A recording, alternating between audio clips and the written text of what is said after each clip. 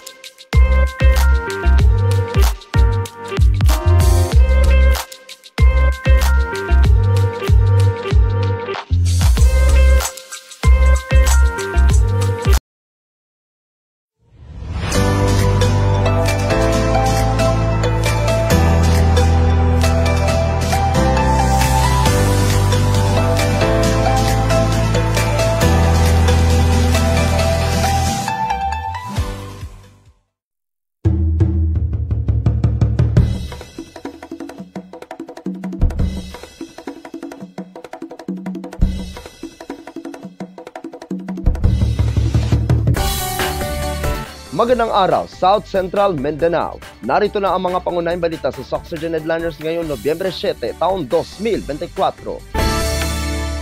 Higit 100 individual nakiisa sa municipal cleanup drive sa bayan ng Midsayap. Narito ang ulat. Higit sa isang individual ang nakiisa sa municipal cleanup drive na isinagawa ng lokal na pamahalaan ng Midsayap sa pamumuno ni Mayor Rolly Sacdalan ngayong araw, ika-7 ng Nobyembre taong kasalukuyan. Kabilang sa nakiisa sa naturang aktibidad ng mga kawani mula sa LGU Midsayap, Municipal Fire Station, Municipal Police Station, Recon Midcob, DPWH Cotabato, 1st District Engineering Office, mga kasapi ng Youth Environment School Organization, Kabataan para sa Kalikasan Organization, Midsayap Youth Organization, Women's Organization to Manage Environment and Nature, pati na rin ang mga naninirahan sa Barangay Poblasyon 1 at 8 at Sadaan. Ang aktibidad na ito na bahagi ng pagdiriwang ng ika-88 founding anniversary ng Midsayap na pinangasiwaan ng Municipal Environment and Natural Resources Office o MENRO sa pangunguna ni MENR Officer Engineer Jerk Villuan. Ako ang inyong kaibigang Apolinario, 3 Valencia, para sa Soxergen Headliners. Ulat na umano'y pinaparaffle ng mga politiko ang ayuda ng pamahalaan sa lalawigan ng South Cotabato. Iba-validate ng DSWD-12. Narito ang ulat.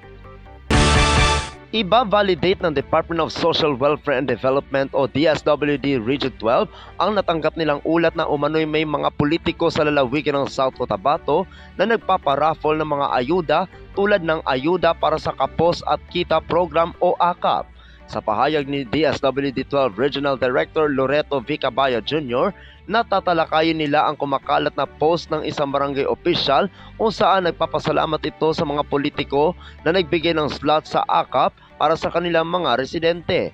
Ayon kay Cabaya, pag-uusapan din nila kung ano ang pinakamahusay na hakbang upang hindi na maulit ang ganitong insidente na tila ginagamit ng mga politiko ang mga ayuda ng pamahalaan para sa kanilang personal na interes.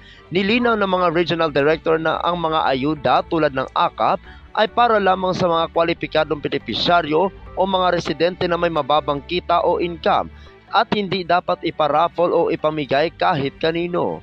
Matatandaan na may kumakalat na post sa social media kung saan nagpapasalamat ang isang barangay opisyal sa mga politiko na nagparaffle o nagbigay ng slot sa AKAP sa isinagawang pagtitipon kamakailan sa kanilang barangay.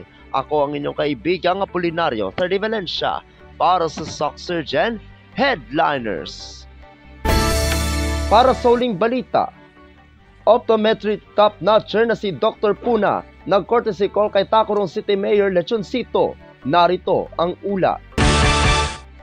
Isang tagumpay ng Tacurong noon. Ibinahagi ni Dr. Jerome Acosta Puna ang kanyang tagumpay sa kanyang mga kapwa Tacurong noon na maging matuwid sa pag-aaral. Nagsagawa ng courtesy visit si Dr. Jerome Acosta Puna kay Tacurong City Mayor Joseph George Elechoncito, MDDPA noong Martes ng umaga, ika-5 ng Nobyembre taong kasalukuyan sa City Mayor's Office. Nakakuha ng average ng marka na 88.9%. Si Dr. Puna ay nasa ika-7 na pwesto sa optometry licensure examination noong Oktubre. Sa kanilang pag-uusap ay binati at ipinahayag ni Mayor Lechoncito ang kanyang napakalaking pagmamalaki sa batang doktor. Bilang kapalit ng tagumpay na ito, binigyan ng Office of the City Mayor ng cash incentive si Dr. Puna para sa kanyang kapuri-puring tagumpay sa larangan ng medisina na nagbibigay inspirasyon sa maraming kabataang henerasyon ng mga Tacurong noon na ituloy ang mga karera sa larangan ng medisina at maging top-notcher sa licensure examination. Isang plaque ang igagawad sa batang doktor sa Lunes sa flag raising ceremony ng LGU.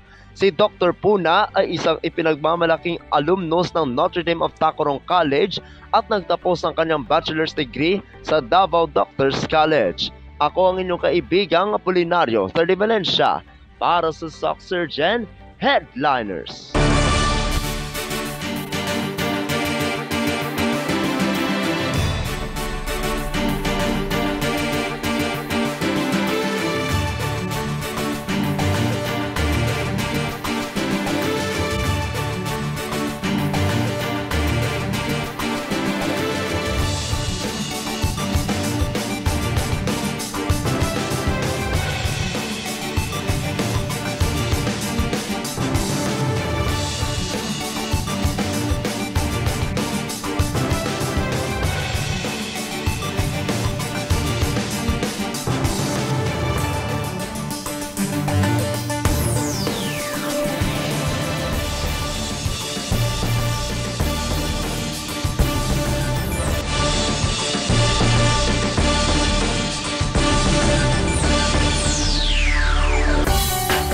At ang kabuuan mga balita sa araw na ito.